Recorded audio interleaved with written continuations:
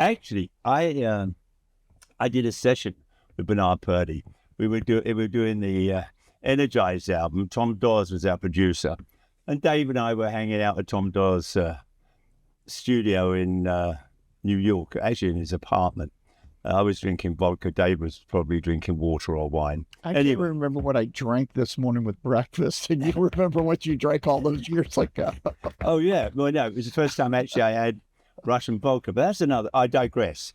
So we're sitting there. Dave was actually a closet drummer.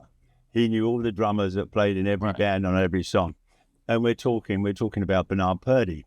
And Tom Dawes says, he said, yeah, I use him in a whole bunch of sessions. And Dave and I looked at each other and said, you know Bernard Purdy? He said, yeah, I use him on sessions. And me and Dave looked at each other and said, well, can we get him to play with us? And Tom said, yeah, as soon as you want to pay him, well, whatever he wants. Right. So I was a little nervous, I must admit, because he was one of my, still is one of my heroes as far as playing drums goes.